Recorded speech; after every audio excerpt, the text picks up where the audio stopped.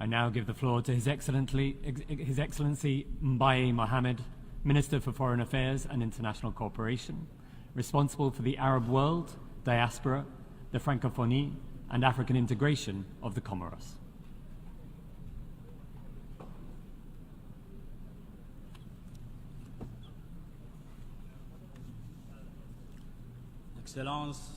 Excellencies, Mr. President of the General Assembly, Majesty, Your Highness, Excellencies, ladies and gentlemen, heads of delegation, ladies and gentlemen, Assalamu alaikum.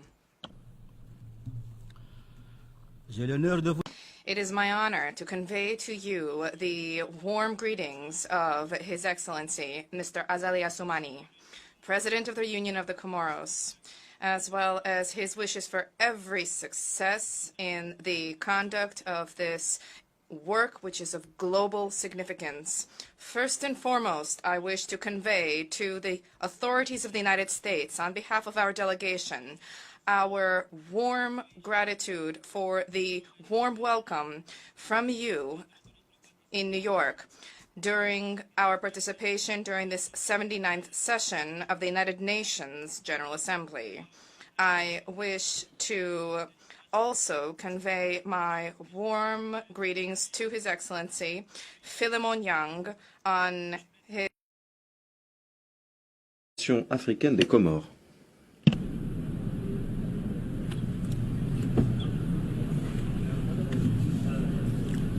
Excellences, Monsieur le Président de l'Assemblée générale, Majesté, Altesse, Excellences, Mesdames et Messieurs les chefs de délégation, Mesdames et Messieurs, Assalamu alaikum wa rahmatullahi ta'ala wa barakatuh. J'ai l'honneur de vous transmettre les chaleureuses salutations de Son Excellence Monsieur Azali Assoumani, Président de l'Union des Comores, ainsi que ce vœu de plein succès et réussite dans la conduite de ces travaux d'importance planétaire. Permettez-moi tout d'abord d'exprimer aux autorités américaines, au nom de la délégation comorienne, mon sincère remerciement pour l'accueil chaleureux qu'elles nous ont réservé à New York, dans le cadre de notre participation à cette 79e session de l'Assemblée générale des Nations unies. Je voudrais ensuite adresser mes chaleureuses félicitations à Son Excellence M. Philemon Yang pour sa brillante élection à la présidence de la 79e session ordinaire de l'Assemblée générale des Nations unies et lui dire combien nous nous sentons honorés en tant qu'Africains par cette présidence. Je rends d'autre part un hommage mérité à Son Excellence M. Denis Francis pour son leadership avisé et son engagement en faveur de la paix et du développement durant la présidence de la 78e session dont il a parfaitement dirigé les travaux. J'adresse enfin, au nom de mon pays, tous mes remerciements à Son Excellence M. Antonio Guterres, secrétaire général de l'ONU, pour son investissement au service de la paix et du développement. Monsieur le Président, ces sessions de l'Assemblée générale de l'ONU, souvent encore une fois un moment particulièrement délicat de la vie de la communauté internationale. Depuis le 22 février 2022, la guerre en Ukraine ne cesse de ravager deux grands pays européens, mettant en danger l'équilibre du monde. Au nom de l'Union des Comores, j'implore les dirigeants russes et ukrainiens à emprunter le chemin du dialogue et de la négociation. Je les sollicite pour leur peuple, pour la marque qu'ils laisseront dans l'histoire, mais aussi parce que le cessez-le-feu d'abord, la paix ensuite, sont les conditions indispensables d'un apaisement économique et social et alimentaire pour le monde entier, et en particulier pour l'Afrique qui souffre tant de ce conflit. Parlant de la Palestine, au vu de réalités vécues au quotidien, nul doute que nous ne sommes pas dans une logique de légitime défense.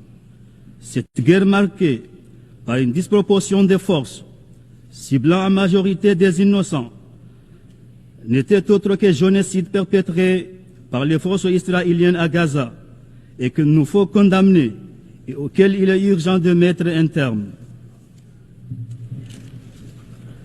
Les affres subies par le peuple de Palestine se traduisent à nos jours par la mort de plus de 40 000 personnes, dont des femmes et des enfants innocents, plus de 40 000 blessés, de déplacements forcés, de milliers de personnes dans des conditions inhumaines et une destruction systématique des hôpitaux et des logements sociaux. L'Union des Comores, tout en réitérant son entière solidarité et son soutien sans faille à l'endroit du peuple frère de Palestine, lance un appel pressant à la communauté internationale en vue d'agir pour une cessation immédiate des hostilités et pour une reprise rapide de l'acheminement de l'aide humanitaire.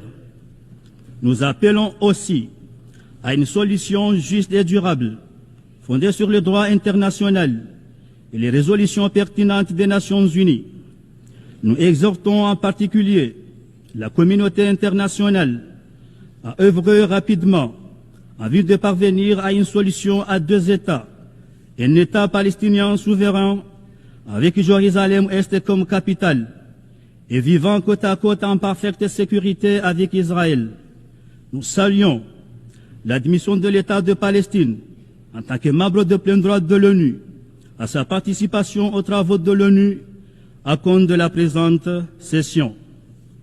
Je rappelle aussi que la situation est également très grave en Cisjordanie et comme le souligne le cardinal Pizzaballa, patriarche latin de Jérusalem, ce qui se passe est un exemple palpable et concret dont la façon dont la haine, le ressentiment, le mépris ont conduit à des formes de violence de plus en plus extrêmes et de plus en plus difficiles à contenir.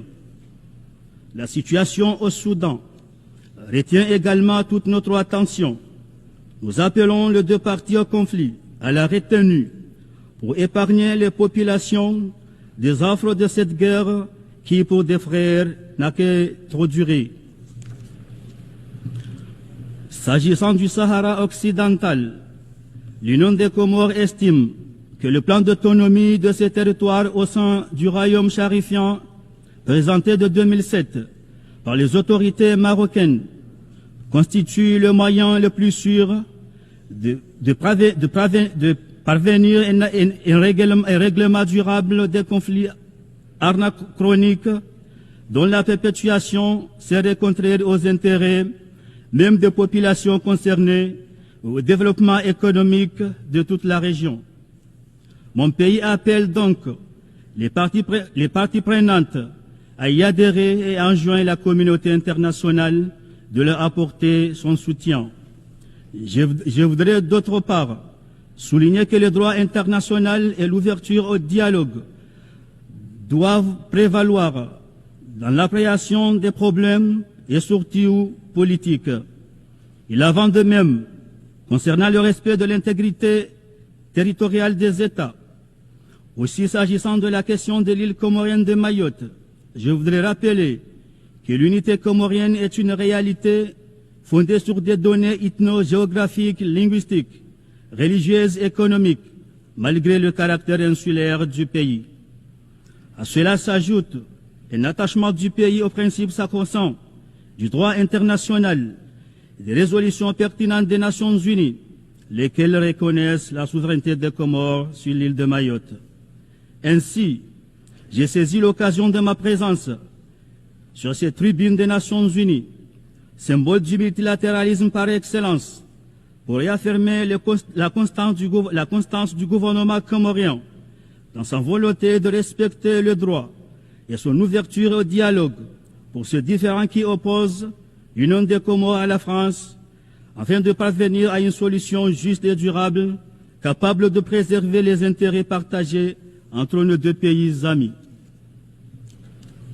L'Union des Comores réitère son adhésion à la résolution adoptée par le sommet de l'avenir, tenu ce 22 septembre 2024 en marge des travaux de cette Assemblée générale des Nations unies.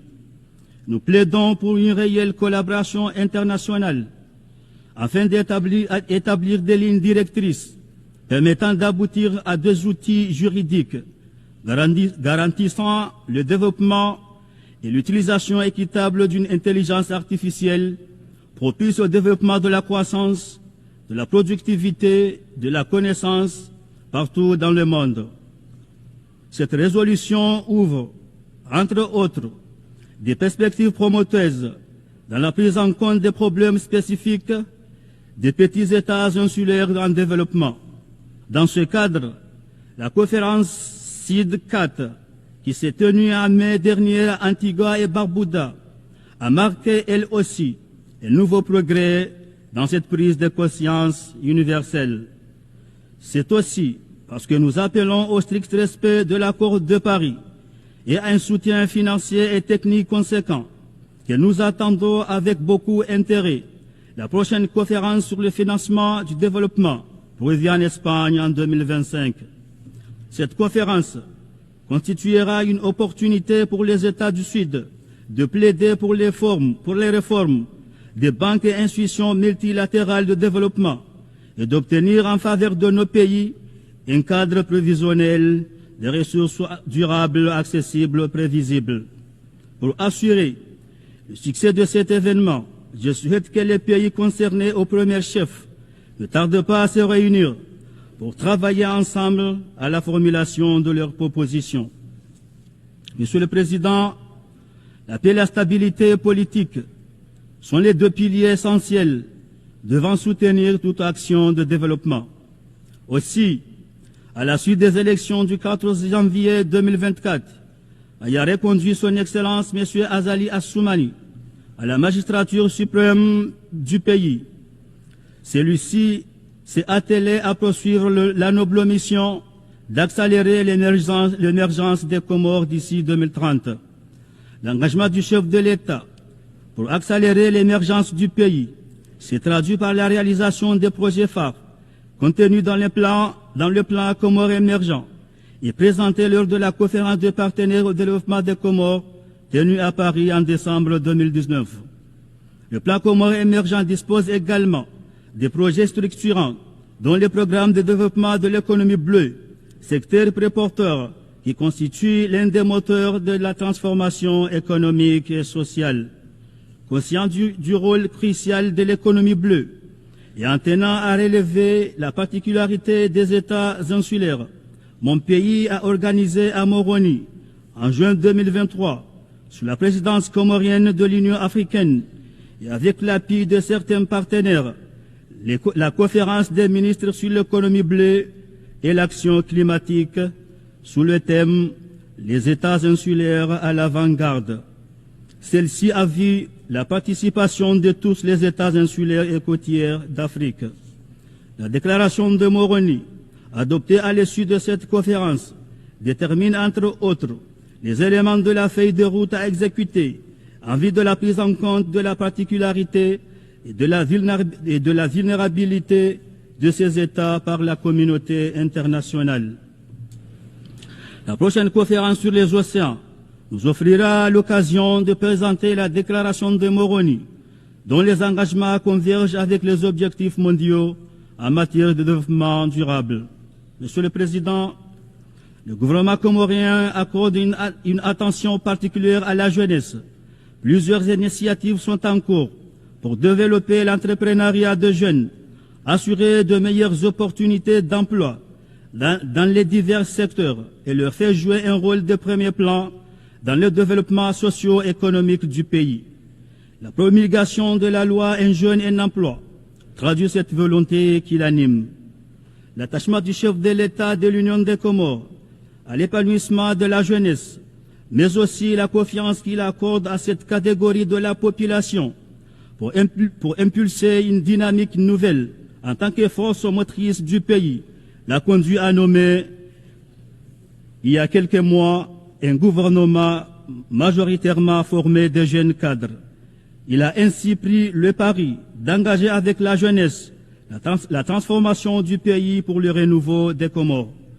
Au-delà de ces domaines clés, le chef de l'État a également retenu le sport, la culture, l'art et le patrimoine dans son agenda quinquennal, marquant ainsi son intérêt pour ce volet social qui contribue à bien façonner et à bien renforcer notre identité nationale. Aussi, pour ce qui est du sport, au nom du président de l'Union des Comores et de son gouvernement, je rends un vibrant hommage à notre équipe nationale, le Selakand, pour les performances qu'il réalise de plus en plus sur le continent à la grande fierté du peuple comorien. Monsieur le Président, les défis qui se posent au monde d'aujourd'hui sont multiples et appellent à une action conjuguée de nous tous pour y faire face. Chaque session qui a lieu regroupant cette assemblée est un espoir pour les peuples de voir se pointer des changements de tout ce qui fait leurs angoisses et leurs appréhensions. Au nom des valeurs nobles qui nous unissent, œuvrons pour transformer ces angoisses en apaisement et ces appréhensions en espoir et surtout en réalisation des aspirations de nos peuples respectifs. Thank you very much for your attention. Je vous remercie de votre attention.